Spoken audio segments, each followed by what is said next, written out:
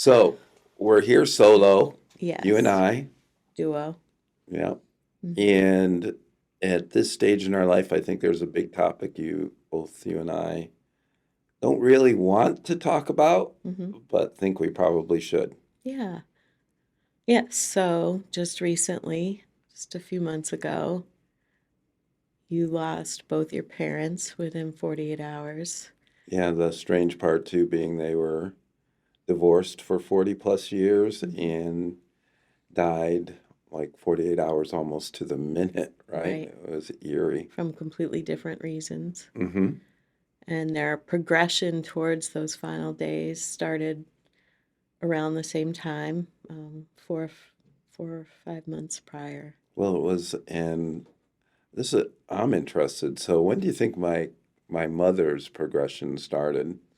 Yeah. So your mom was, well, your mom had Physical issues very for serious diseases and ailments, probably for her last 30 years, right, and the and last seven, kept eight, surviving them. yeah, Um, tough. She's tough. Very tough. But the kind of the deal breaker was she was bumped into by a car in a grocery store parking lot Mm-hmm. and just couldn't rebound from that. And she was 88, and my dad was 87 and had a long, we think probably 4, 5, 6 years Yeah, of 6 years. progressive dementia, Alzheimer's. Hmm. Yeah. Yeah. Mm-hmm. But all of that sped up for him around November, December, the same time she was hit by the car. And they both went to the hospital and they both went to short term rehab. Mm-hmm. And then your mom moved into assisted living, then got hospice care. And your dad went back home under the care and love of his wife and got hospice care. And then they chose the same week to leave us. Well, and 88 and 87, 62. They've been part of my life for 62 years, obviously, right? Hmm. They've had both had good lives, I would say, overall, you know. Um, and there's so many issues here around grief and our recovery principles. Hmm. So I'm interested to see where this conversation goes because recently I wanted to process some of the issues with a therapist or a counselor, and I signed up, and I got somebody that was like, frankly, appalling in a lot of Hmm. ways. So I'm not quite sure what that was about, but here we are a few days later, you and I, to talk about it, and we talk a lot in our car rides down back and forth to the beach and process this. Um, I think I want to start by asking you a question. Hmm. Um, as we were pretty much pretty close to bedside with both the deaths, right? And seeing how the funerals and the services played out, how our kids responded. Um, what have you learned? And you also have a lot of other grief in your life. So, Yeah. and my sister was a huge part of all this as well, and this played an amazing role. Um, so, what have you learned? This is going to sound super harsh. Hmm. Don't show up for me at my funeral if you haven't shown up for me in life. That's what I've learned. I've learned that everybody turns out then. And if you're showing up for the family, if your purpose is to show up to support the family, all about that.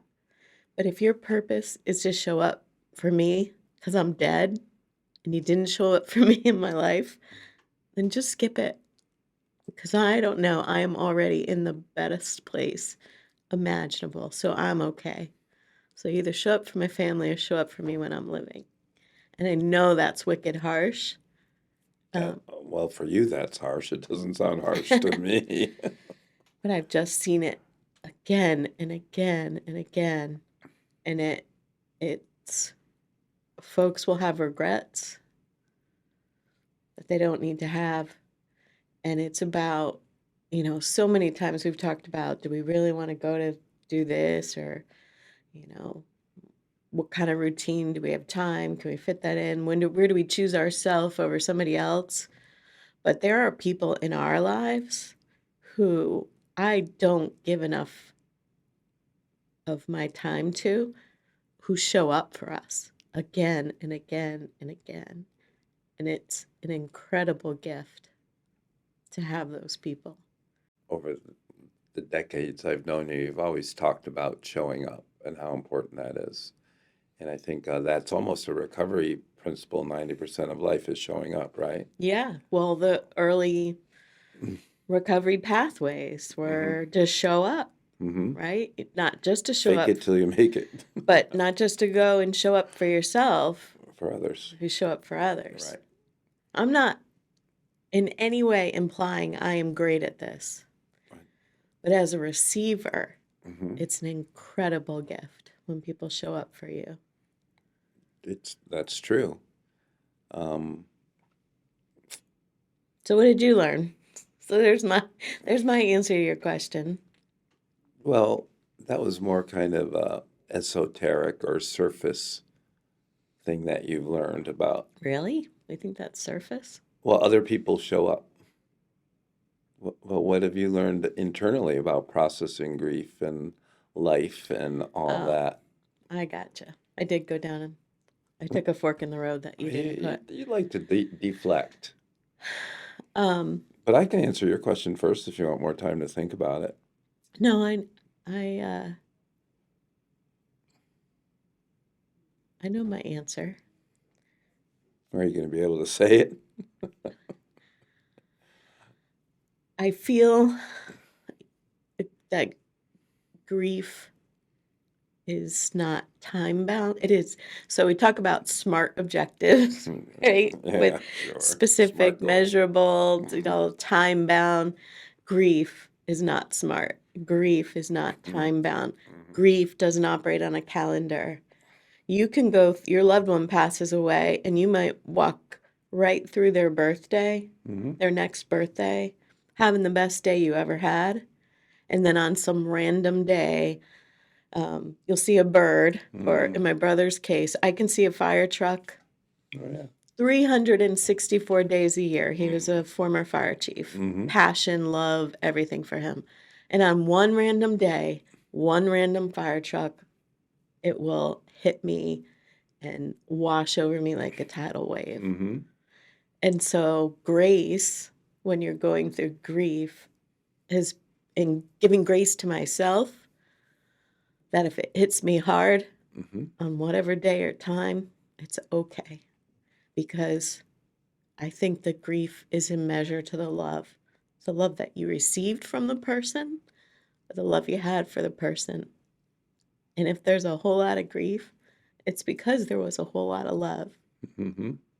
Well, for me, it really has turned me introspective, and I am by no means through it. I think there was some certain trauma I experienced just by being with your mom and dad within 48 hours at their last breaths. Your mom and dad, yeah. Yeah, my mom was in a lot of pain the last day until she really calmed down, and the hospice and the morphine took care of all that. And my dad was laboring breathing for a couple days, and we were also with hospice and administering morphine, and turned him over on one side, and he just gasped and stopped breathing with me holding his hand, his wife holding his hand. And so, those final memories, they almost superimpose themselves on the 60 prior years and all those memories. And it's a question of sorting through all those and, just remembering who they were. I mean, officiating at the services and and delivering a eulogy helps you sort through those. You said you found a lot of comfort and insight going through my mom's old things and her Yeah. old papers and everything. Yeah. So when she moved into assisted living and we were helping your sister clean out the condo, there was an old bureau in the basement with water damaged Hmm. scrapbooks and letters of not only your mom's but your grandmother's. And I didn't know your mom much before the age of 60. I think is I met her when she was 58, Hmm. and I didn't know that version of her. And so to comb through and see the little calling cards from gentlemen friends and the sorority girl that she was and the adventurer who was biking and fishing and boating and swimming and playing tennis, I felt like got to know that able-bodied person, Yeah. because of my experience and because I had grown up with so much older parents. I really was more familiar with having parents who were not able-bodied, Hmm. um, for long periods of time. So it was really a great way to connect aside from her current situation. And just, you know, I treasure the memory of going into the assisted living facility to visit her Hmm. after I had done that and teasing her about a letter from an admirer from college.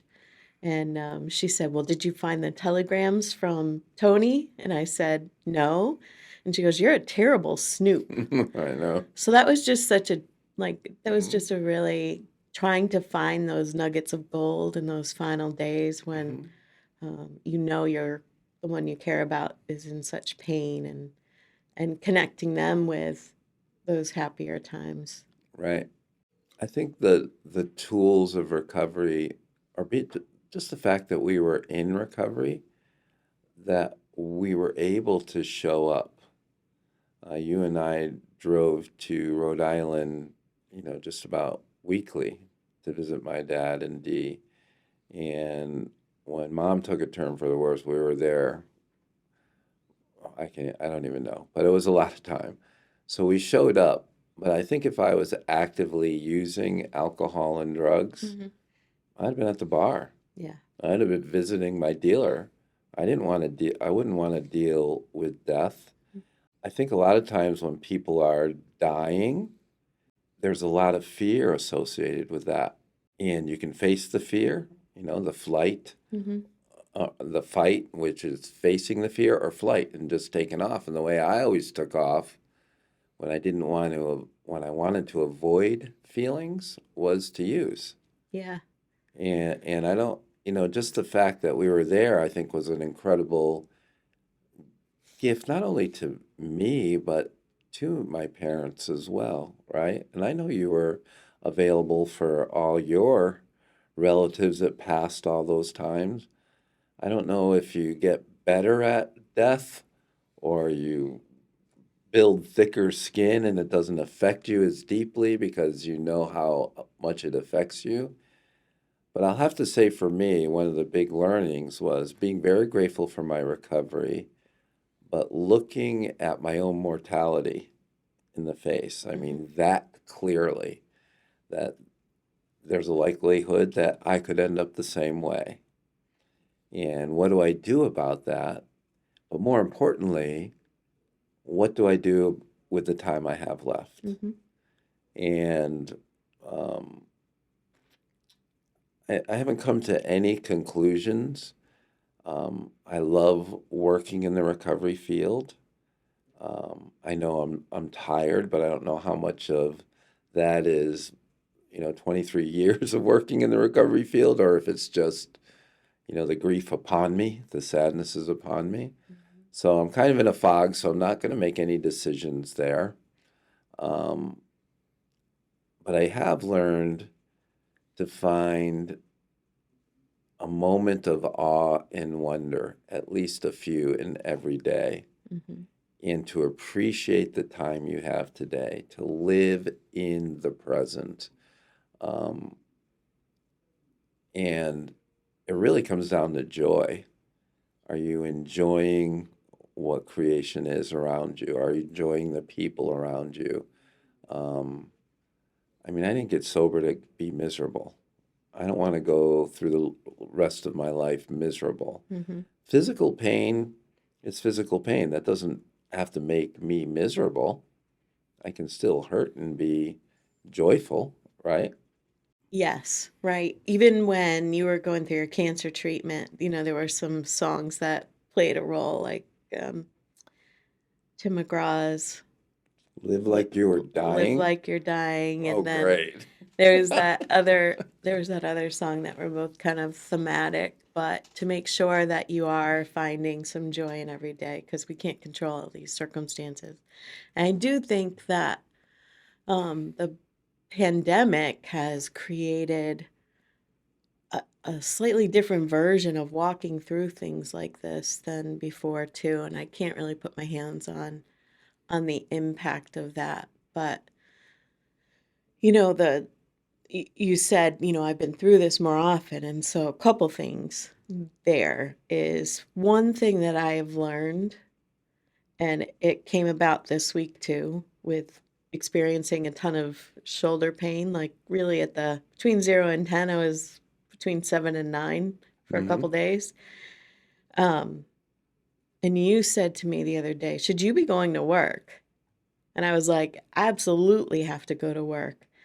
And the day after my last sister died, who was like a mom to me, she was my oldest sister. I went to work, or the day I found out early in the morning. I didn't ta I went to work from home, Hmm. didn't talk to anybody. So work has always been grounding for me. And when I think about when all my family members were dying, we had 4 kids, and I would always defer you to take care of the kids, and I went off and handled my family members. I didn't want our family impacted by what I was going through. So that's how I always managed it. Like I managed it like work. And it's okay because those were my decisions at the time. But I think you and I, as our chicks have left the nest, and this happens to be the last day of high school for our youngest child, that you and I have almost returned to our early days together in recovery, where we're talking and connecting about recovery, and Hmm. you're teaching me to be a better recovery coach for you, and you're a great recovery coach for me. And I think we spent all those rides for the last 2 years having recovery coaching conversations that we have walked through your first really intense experience with death together. Hmm. And it's not so much that we are doing this beautifully, but I can think about how hard it would have been without the connection that we've had and without sharing the experience together. So, like, returning to our formative years in recovery and returning to all those tools and practices, we were somewhat intentionally, but mostly unintentionally equipping ourselves for such a time as this. I think when I think about recovery and the spirituality associated with many people's recovery, and certainly I associate spirituality with my recovery. And you watch almost like the mystical spiritual conversations that for me, my mom and dad were having Mhm. with things that they were seeing and nobody else was.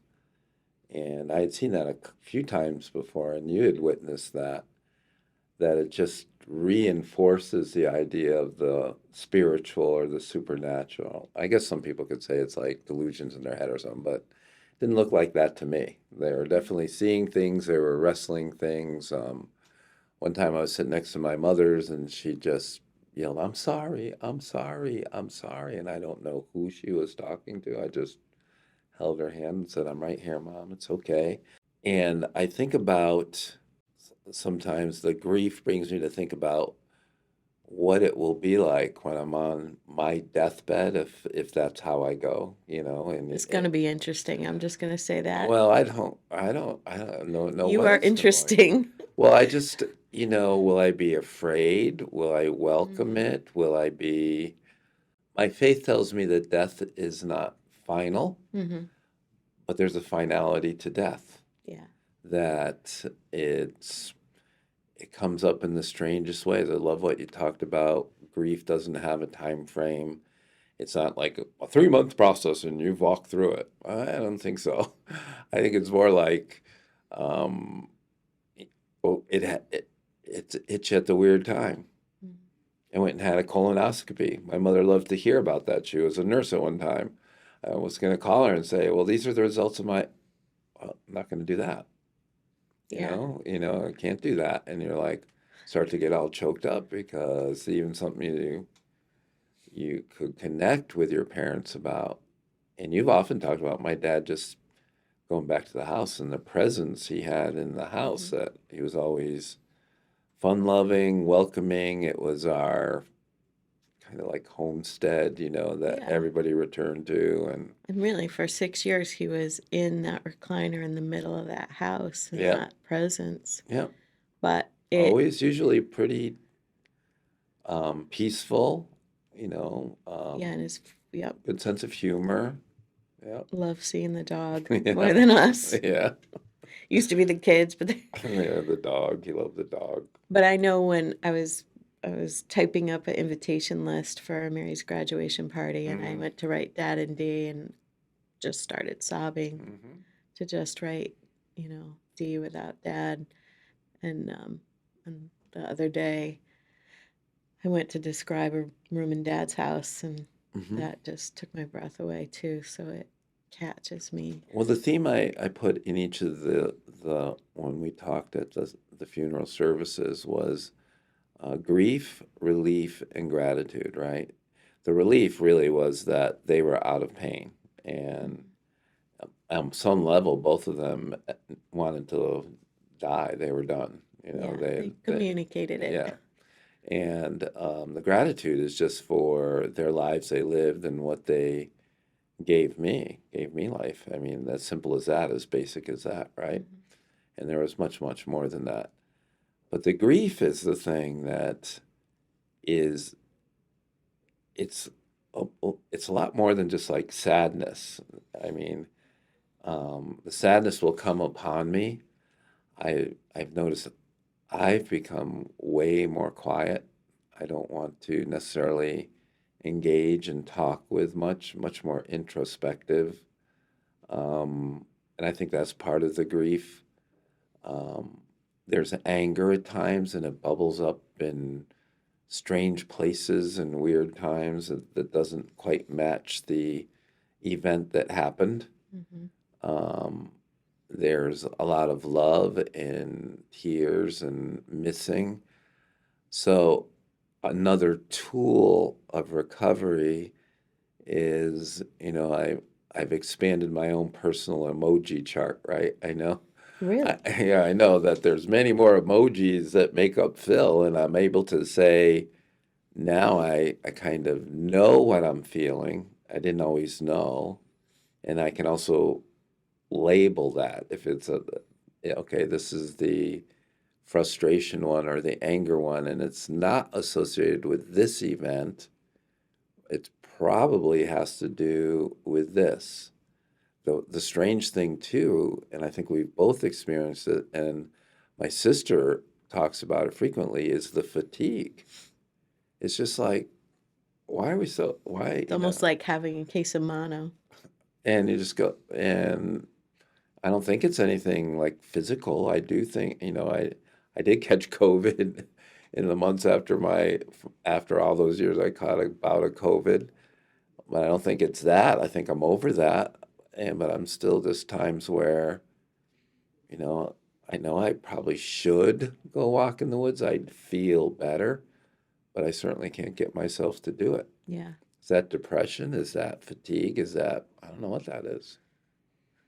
I think sometimes our bodies are telling us it's okay to go and take time, so many different um, cultural customs have this space and process to just for sit. grieving and Mhm. sit and grieve. Um, and I think, we got right back to life. And it was very intense, right? They both died week 1, 2 days apart, and we did funerals for both week 2, 2 days apart. Mhm. And, and then there's things to navigate afterwards and to help with. But Family coming in and out yeah, and dynamics, and both have very um, understanding work environments, workplaces, but there's still demands of work and oh, settling estates and all that stuff, yeah. and cleaning condos and distributing furniture and other items, Well, if you even think and about people know work, what we're right? talking Our about, our though. whole our whole workplace thing around grieving is, you get 3 or 5 days around the time of the funeral services and stuff, Bereavement. right? Yeah, you get your But bereavement leave. it might be 4 months later that I fall apart. Oh yeah. I remember when you had gone through 6 months of cancer treatment, and you were figuring out some things for a couple months after that. And then that next month, I just emotionally fell apart, right? Like I stayed the course through the whole thing and I fell apart. And you actually did something kind of romantic. No, I didn't. I know.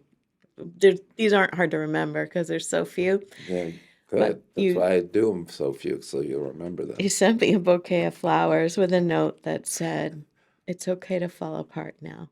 I'm okay." Yeah, I did? You did. That was sweet. It was. I know, that's why. I'm surprised you don't remember because it's so rare I think, too. yeah, But I think, yeah. I think that that's kind of the thing, and it's okay. You need those 3 to 5 days to go to the funerals and all that good stuff. But I think that again, it's not time bound. But one of the beautiful things for me that has been an outcome of this is I met you through my relationship with your sister, Mm-hmm. and we have navigated life.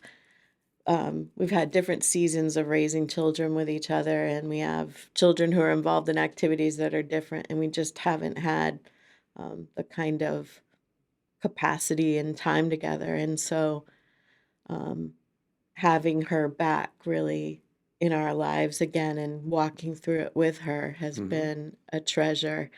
And I'll never forget on your dad's final day, I was not managing my emotions really well. Mm-hmm. I was went upstairs having a full-blown meltdown, and here she is. She had just walked through her mom's death, and she'd been with your mom Mm-hmm. daily for so long, and she came up and just shared the most beautiful words to comfort me in a time of intensity for her. And so those are the things that you look for in this, because there will be nuggets of gold in the darkness, and it's just trying to find them and and cherish them.